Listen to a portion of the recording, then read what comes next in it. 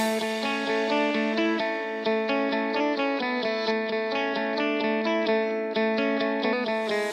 would like to welcome architect Jeffrey Beers, head of the leading New York-based architecture and design firm, Jeffrey Beers International, established in 1986. During his architecture studies at the Rhode Island School of Design, Jeffrey studied with renewed glass artist Dale Chihuly and discovered a passion for detail and interest in the relations of architecture and glass. This led him to Brazil, where he worked with the Brazilian architect Oscar Niemeyer.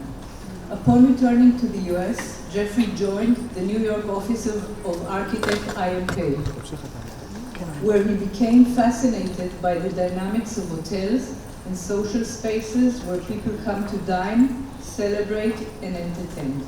Jeffrey Beers.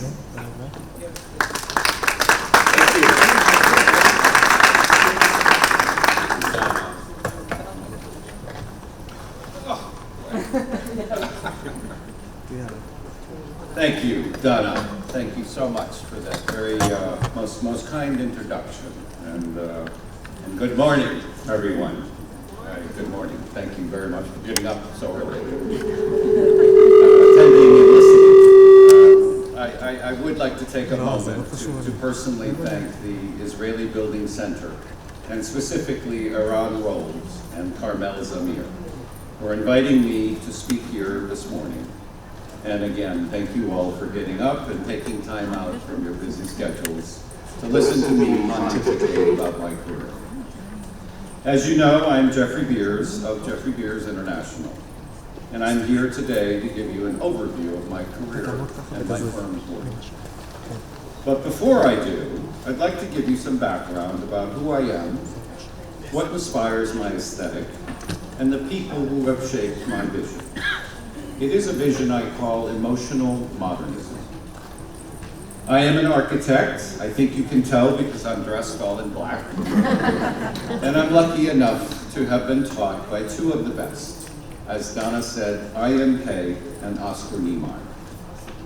Their work has shaped me in powerful but very different ways.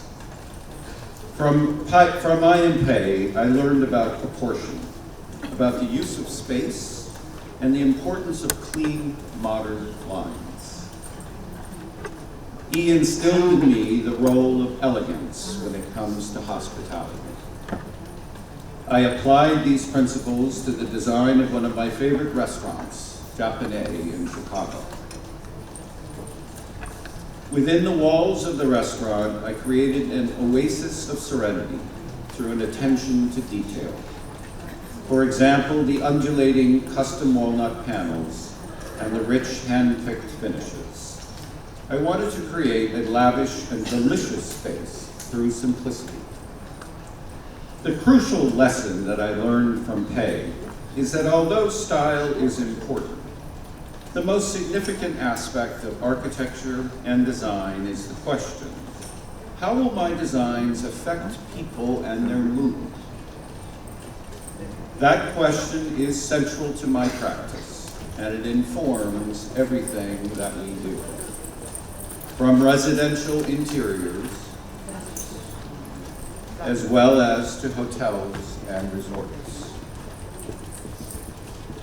Oscar Niemeyer, famous for his futuristic city in Brasilia, the capital of Brazil, also had a major impact on my work.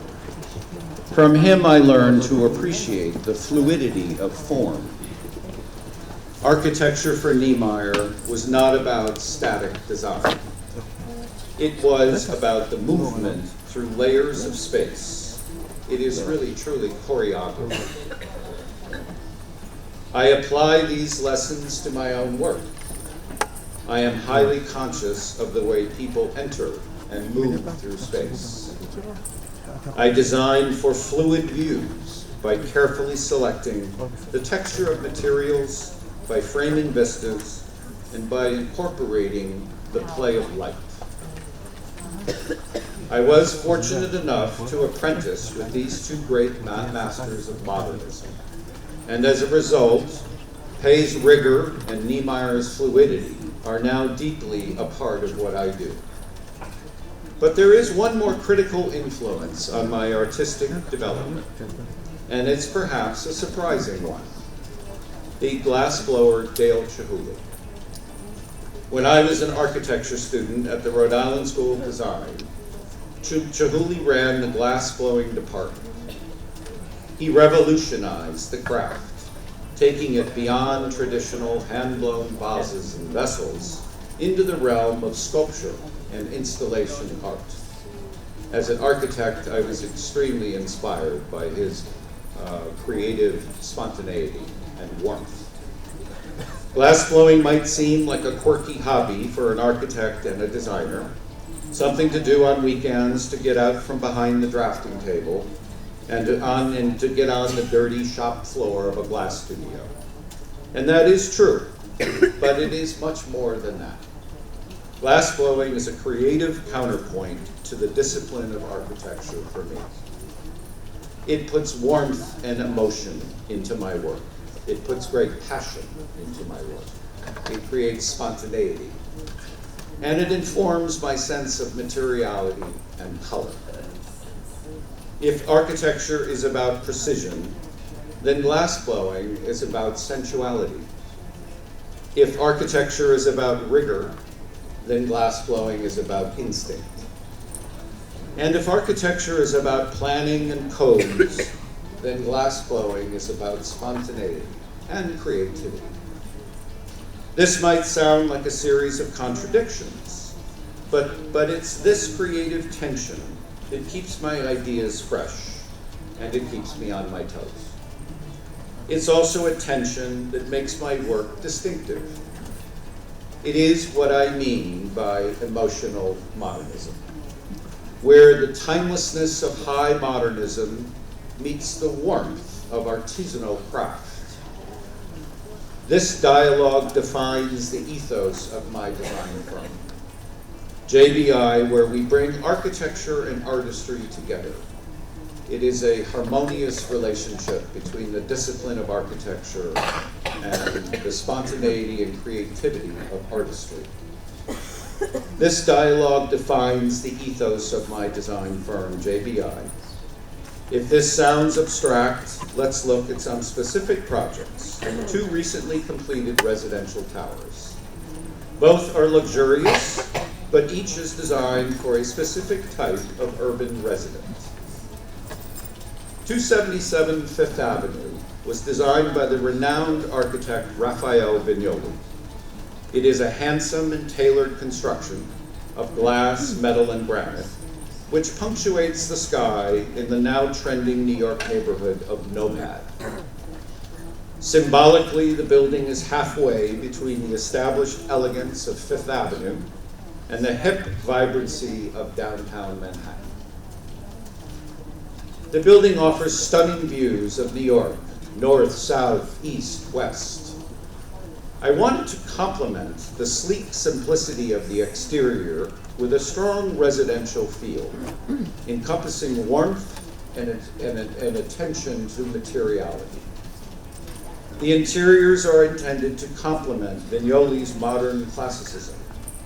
So I used materials like onyx, travertine, walnut, and oak to provide a very warm, sensuous palette. I wanted to evoke the feeling of home from the moment you step inside the building. In the lobby, I designed a floor-to-ceiling bookcase, which was curated, by the way, by the French publishing house Assouline. To create an oasis for contemplation, an intermediary space between the hustle of the outside world and the comforts of one's own home. In the amenity areas, I used the fluidity of Niemeyer's forms to energize what would otherwise have been an ordinary rectilinear architectural space. The staircase and the custom-designed lighting fixture reference the sophistication of one of New York's distinctive architectural styles, Art Deco. This hint of nostalgia is another method of bringing emotion to modernism. The nostalgia derives from the Greek words meaning to return home. It is a sort of a longing and a kind of homesickness. In other words, nostalgia evokes memory. In this design, contemporary newness is tempered by the elegance of the past. But I don't want to get overly serious. Another way I bring emotion to modernism is through an injection of fun. I love color. In the children's playroom, we envisioned a 1950s pop mid-century modern sensibility to enliven the space. I also like to evoke mood through materiality. In the bathroom, I have used a combination of Bianco Dolomiti and San Nicola marbles to create a sense of purity combined with luxury. Detail in design is expressive. Instead of lining up the veining of the marble in a linear and a mechanical way, I've carefully chosen to synchronize texture, line, and color to suggest a calm movement. The gentle swirl and the ebb of water, one could say. In other words, materiality evokes emotion. For the other residential project, One West End, I put my 30-plus years of hospitality experience, including the Plaza Food Hall at the iconic Plaza Hotel, numerous restaurants for Michelin-starred chefs, including Daniel Boulud, and the iconic 5-star Ocean Club in the Bahamas, into practice when it came to designing the amenity spaces in this building. This is a family-oriented building with stunning views of the Hudson River. My firm and I worked in parallel with the building's architect, Pelly Clark Pelly, to integrate the interior design closely with the exterior architecture. This project is anything but cold or austere. I wanted to create a sense of warmth and hospitality the moment you step into the building, as we say, from curbside to pillow. I wanted the lobby to feel like a tasteful living room, where the colors are muted and a fire roars in the glass-encased fireplace. A distinctive feature of this building are the 2,300 square meters of indoor amenity spaces and the 1,200 square meters of outdoor space. A unique thing for Manhattan to have this amount of outdoor and indoor spaces. This was an ideal opportunity for me to transfer my hospitality experience into the residential arena. I extended the aesthetic of a comfortable modernism into the private chef's kitchen. Designed to be an extension of the home, where residents can entertain and host, the custom Scavallini kitchen includes quartzite backsplashes and countertops, walnut millwork, marble herringbone flooring, as well as top-of-the-line appliances by Sub-Zero and Wolf. I extended this feel into other amenity spaces as well, especially the connecting salon, where the muted colors of cognac, heather, and beige meld to create an inviting space to chat or to read. At JBI, we are passionate about details, something I suppose I picked up from IMP. And we used numerous joint detailing, including tongue and groove, cork, and miter on all of the woodwork, which contributes to the sophisticated and tailored look of this project and all of our projects. Another interesting detail are the Frank Lloyd Wright-inspired doors made from bronze.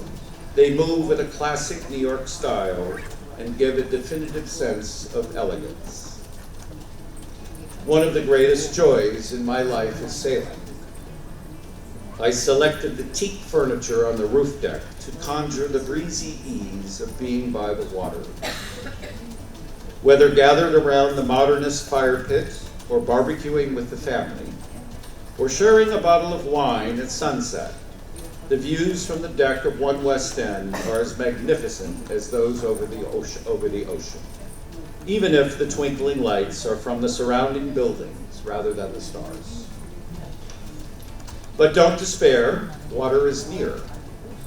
All you have to do is stroll back inside to the indoor swimming pool. It nestles handsomely between the travertine and walnut trusses and extends cantilevered out over 1 West End Avenue. Another example of how I encourage design and architecture to work harmoniously. Architects and designers have a tendency to talk in abstractions.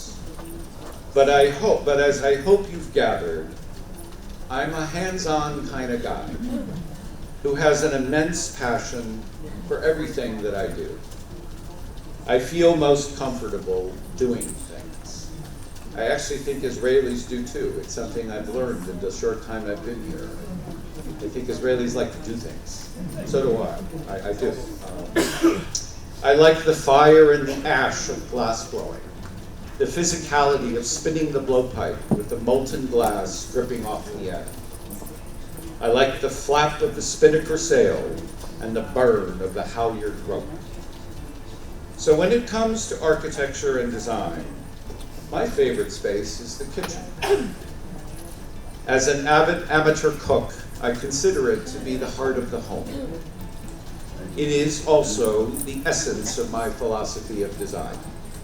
It is where technique meshes with instinct, and it's where function meets family. At 277 Fifth Avenue, I wanted to create the experience of being able to sit by the spectacular window walls while enjoying the comforting pleasure of having a croissant with a cup of coffee. My years of working in hospitality with some of the world's best chefs and restaurateurs, and becoming very good friends with a number of them, has taught me the importance of kitchen planning.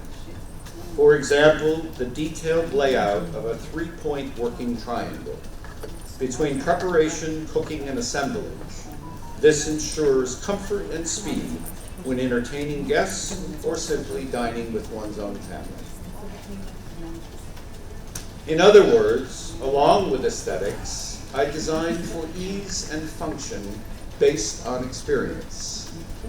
It is the essence of what I do, a philosophy that permeates the range of my work, from restaurant design to hotel and resort design, to residential lobbies and amenities. And finally, from penthouses to bedrooms. In my work, I balance discipline with spontaneity and emotion. I harmonize the precision of architecture with the sensuality of materiality and color, the warmth of a home, the warmth of creativity. This is what makes my aesthetic and my firm's work distinctive. We bring immense amount of emotion to well-executed modernism. Toda rabah.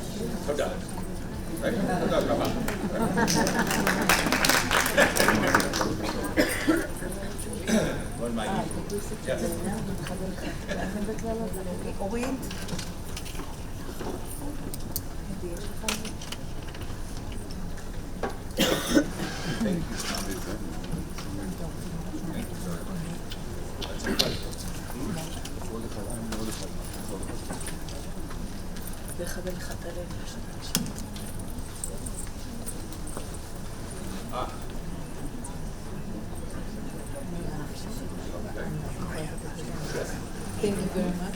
Yes.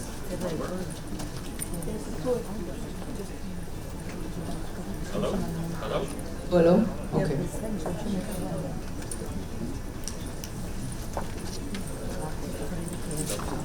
Hello? Hello? Okay. Thank you very much, Jeffrey. It was very, very inspiring. My Really pleasure. amazing. My pleasure. Thank you. Thank you, Donna. What inspired you to start your own firm?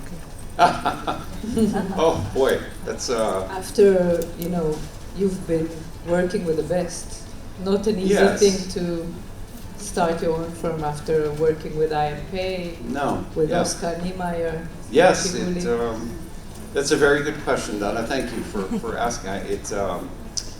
I would say both my parents were entrepreneurs. I'm an only child, so I grew up fairly quickly in Manhattan. You know, going to hotels and restaurants at a young teenager, and I learned a great deal from my mother. But while I was at IMP's office, I was finishing a large hotel project in Singapore, and going on a sort of well-deserved, needed 2-3 week break during the summer. Well, the second day of my vacation, I met a restaurateur at a function, and we hit it off very well. And he said, I have this space in Manhattan. It was only, let's see, 33, so 10 meters wide by 20 meters long. Challenge.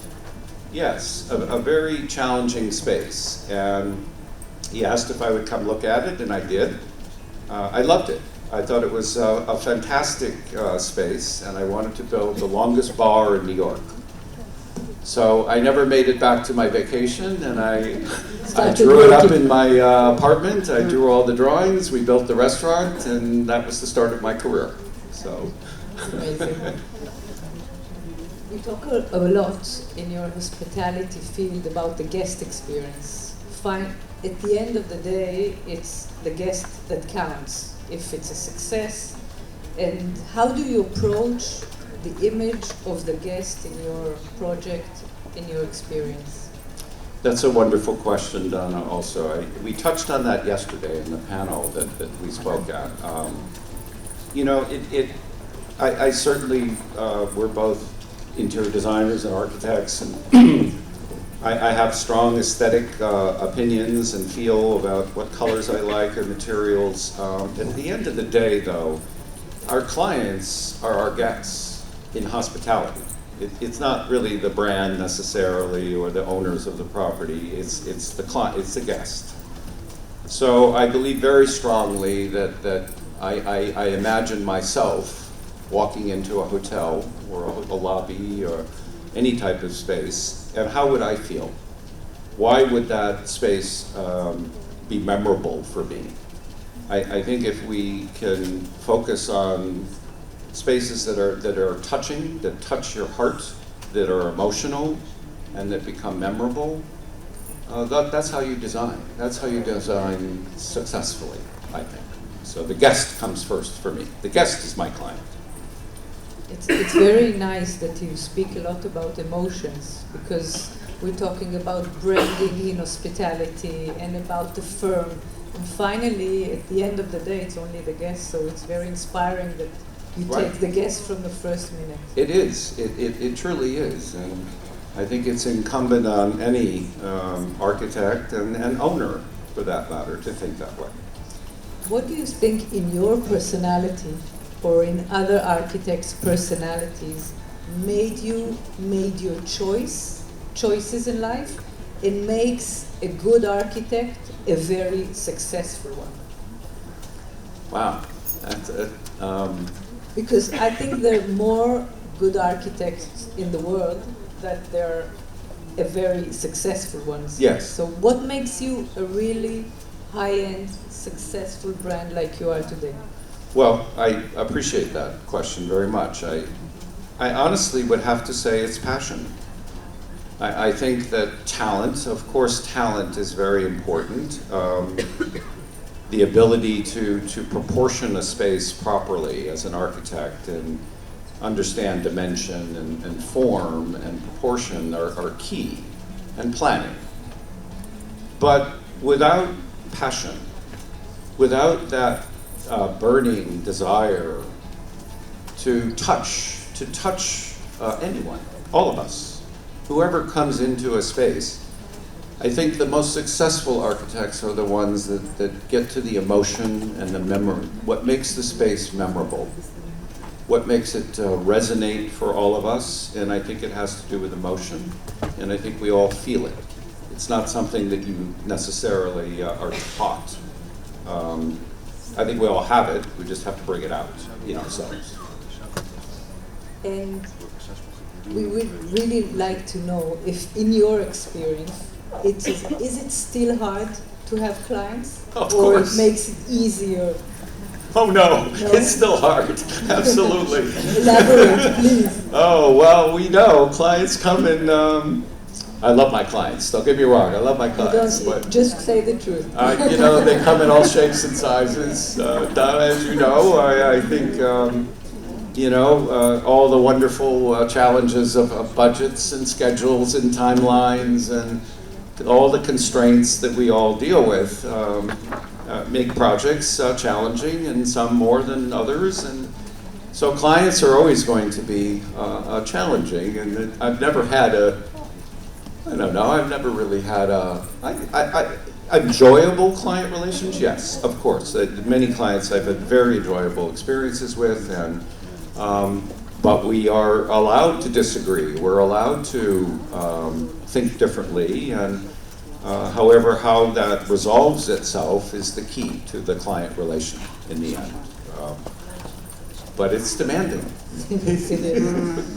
What makes you say, wow, this is really good design or architecture when you enter one's project, not only yours? Well, that is a key question, Donna. I think for all of us, you know, when one walks into a space that it strikes you from its, probably the most important thing is its proportion, its sense of scale. I can immediately feel if a space is not scaled or proportioned. If there is a sense of true beauty and artistry, and that there's an artist behind this, that there's someone who understands nature and the beauty in nature. Who, you know, nature, there's nothing wrong in nature. I don't think there's anything in nature that isn't, in fact, beautiful. And I think spaces that make me go wow are spaces that are proportioned right off the bat as an architectural important, and then certainly a level of warmth. I'm not a cold person. I'm not a white and black. I'm not a black guy. I'm black. I'm black. But I like warm materials. I like detailing. How architects think about detailing and bringing materials together, and the choice of materiality. There are just materials that are wow and really stunning. Can you mention a place that you were really moved from, like traveling somewhere? Oh gosh, yeah, I love traveling. I'm lucky enough to travel a great part of the world. We have work in Asia and China and in Southeast Asia and in the Middle East, in Dubai, from everywhere, from South America and time in Brazil. You know, certainly all of the sort of famous, Venice is a city that continues to sort of fascinate me. I love the Hagia, you know, the Doge's Palace and the feeling of St. Mark's Square, the proportion of it. There are many buildings I could reference, but some of them are really truly the new airport in Beijing by the late Zaha. I mean, unbelievable, just absolutely incredible space. But you know, Venice is such an interesting city. It feels like a masquerade party. If you walk, the only way to see Venice, and the buildings are all like different characters in a masquerade party. They're all very different architectural feelings, and things like that just inspire me, you know, are wow for me. What is the best moment in the project for you? The end. The end is always the best. I mean, and the beginning. I like the beginning. The middle, I don't know. The middle is always the right. No, the middle. But the beginning and the end are the best parts. In your daily life, in the office. How do you run such an establishment working around the globe and really touching the end detail and the materials and being with your hands on, like you said? It's challenging, Donna. It's challenging for sure. My travel schedule. I must say though, I'm blessed to. We're a 70-person firm. And I'm just truly blessed with some of the most talented people I've ever met and known. We have a really amazing group of not only architects and interior designers. I enjoy working with graphic designers, lighting. We have internally maybe 15 different countries and nationalities that make up the firm. Languages as well. From Asian to Taiwan to Russian to it's really a very eclectic sort of mix of talented folks with different backgrounds, people who are artists, they're painters, they're sculptors. They all contribute. They all contribute to our projects, and I believe make them much richer and deeper. I encourage everyone to participate in the firm. There's never a wrong question, or it's whether or not it's right or wrong for a project. I encourage everyone to participate at every age group. So. And what are the ages of the groups? Oh gosh, we go, well, as I said, I'm most blessed with people who some of my senior principals, we've been together for over 20 years. There's maybe 10 or 12. Blessed. That's it's wonderful when you have that. It allows me to travel as I do, but also know that these are my family. These are people I trust greatly. And we certainly bring on many young interns. Every year I love bringing young folks into the firm. Interns, everyone is welcome, by the way. Please come and visit us. The office is a really interesting studio. My glass is all over the place. Everybody yells at me for just having too much stuff. I like stuff. I like materials. And my colleague Victoria, she's my director of communications, and she keeps me as tidy as I can, and all the above, but I'm a mess, in a good way. What do you think, for everybody here in the audience as designers, has really changed from the minute you started your firms in 1980s for today? What are the different challenges young designers stand? Well, I will say, yes, from the 80s. I mean, it will speak to a little bit of my age and length of time. Certainly, the speed of the internet changed everything. The internet just, in the 80s, the fax. I remember the fax machine. It changed, the fax changed everything, and because I get a phone call, well, didn't you get the fax? Didn't you get my fax? It just changed everything. And then, of course, now it's from WhatsApp to, the speed with which information is transferred and clients are looking for solutions. We used to design in 2D. What Rashid was speaking about in the opening reception, absolutely correct. It was all 2D based. Now it is all 3D based. Why can't you just take us right into the model of the building and the rendering of the building in concept? Like, it's not even designed yet. So there's just a tremendous evolution, I think, of the industry.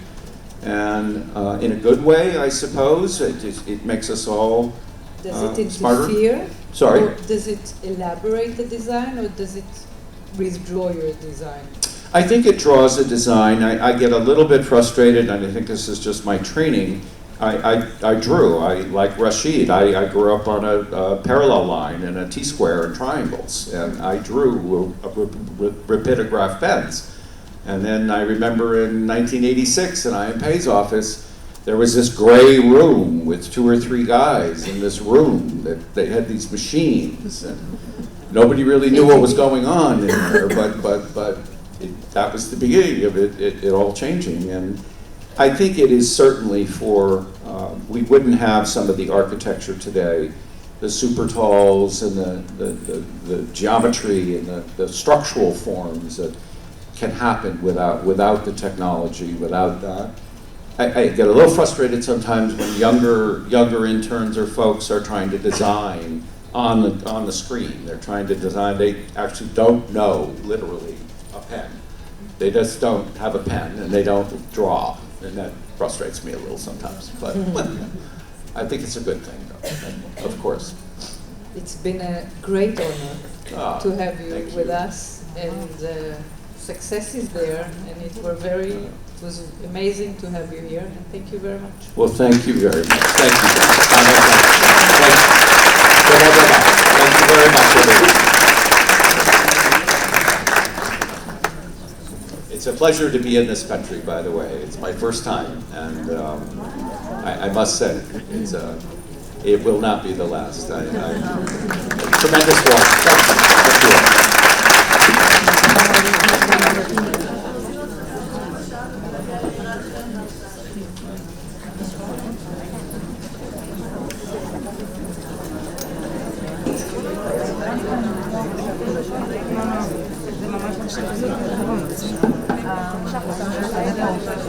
יש דנה, יש 10 דקות. יש עוד 10 דקות לשאלות. אוקיי. מה השם? שולה.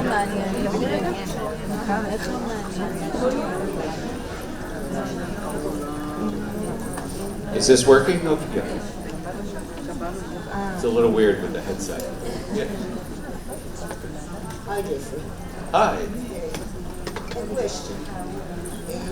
Did you ever, האם אי פעם ויתרת על פרויקט מכיוון שזה הלך לא לכיוון שבאו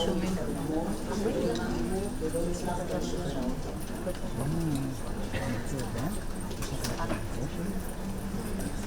Yes, I would have to say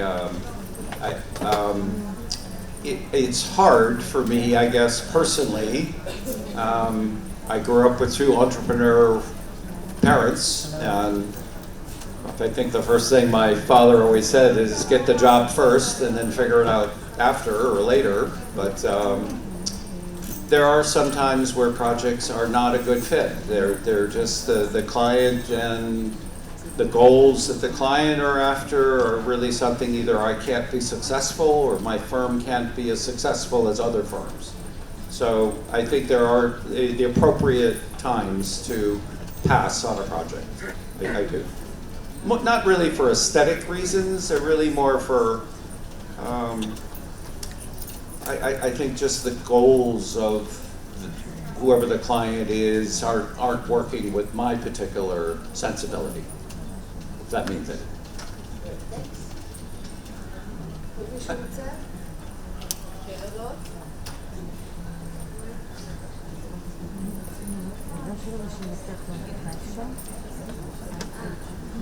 Hi.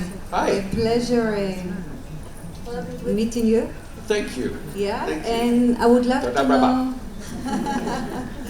I would love to know where is your office and how it's possible to visit. Oh, sure.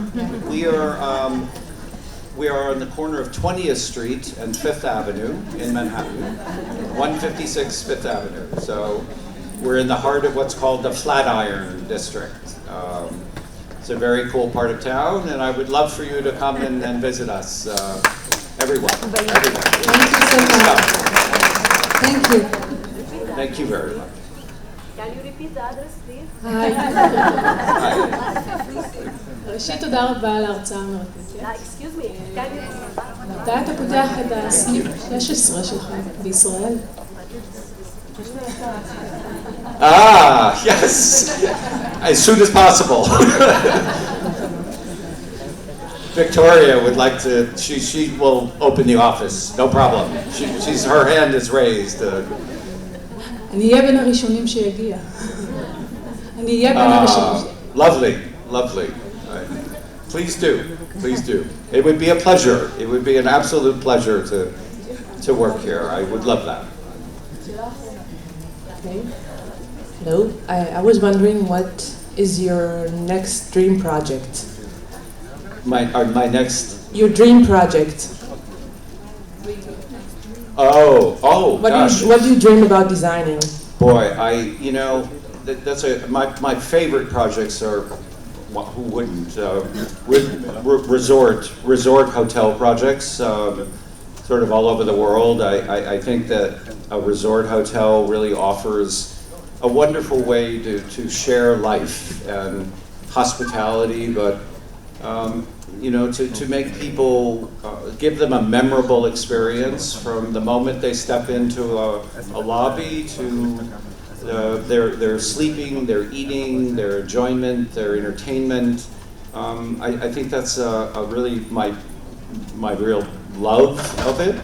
But I'm very interested also in education, and I would love to actually do a school. I've never done a school. I've never done a student environment and a school environment. I actually would like that very much. I think I could bring a hospitality side to it that seems very sort of devoid of that right now. So that would be fun. Thank you. Thank you. Thank you very much. Thank you. Thank you.